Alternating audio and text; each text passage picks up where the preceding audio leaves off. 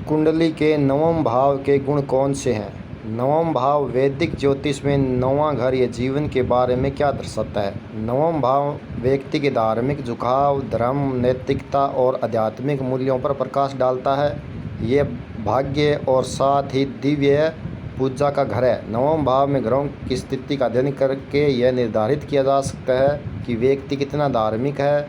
क्या किसी के पास मजबूत धार्मिक संबद्धता होगी या कम झुकाव होगा, इसके दायरे में आता है। दया और करुणा जैसे गुण भी इसी घर में प्रतिबंधित होते हैं। यह दान और सेवा की ओर मोड़ने के लिए प्रेरित करता है। मुख्य ध्यान आध्यात्मिकता के माध्यम से एक अच्छे उद्देश्य को खोजने में है।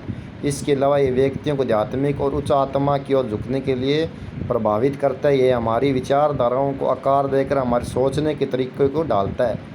एक मजबूत नवम भाव के साथ प्रकृति के नियम को भी समझने के सिद्धांतों पर लगातार सवाल उठाता है। इस प्रकार ये तय करता है कि व्यक्ति अपने जीवन में किस दृष्टिकोण को अपनाया है।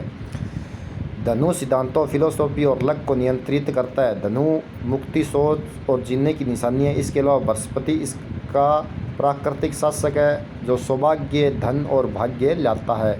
यह उच्च शिक्षा, ज्ञान और आध्यात्मिक झुकाव के लिए भी द्वार खोलता है। हालांकि ये कारण एक व्यक्ति से दूसरे व्यक्ति में भिन्न हो सकते हैं। वैदिक ज्योतिष में नवम बृहस्पति, सूर्य, मंगल और चंद्रमा व्यक्ति के लिए लाभकारी है। यह बुध और शुक्र के विपरीत है।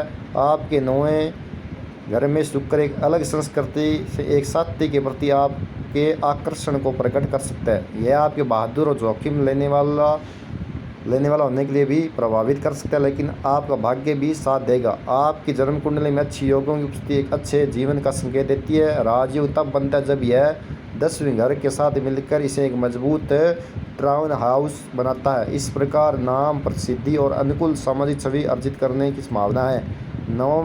नौवें घर पर प्रभाव डालने वाले क्षेत्र: भाग्य, दया और करुणा, दर्शन, विज्ञान और साहित्य, आध्यात्मिक ज्ञान, दान और कल्याण, नेतृत्व के गुण, उच्च शिक्षा और समृद्धि, प्रसिद्धि और नाम, लंबी दूरी की यात्रा, तीर्थ यात्रा, धार्मिक झुकाव।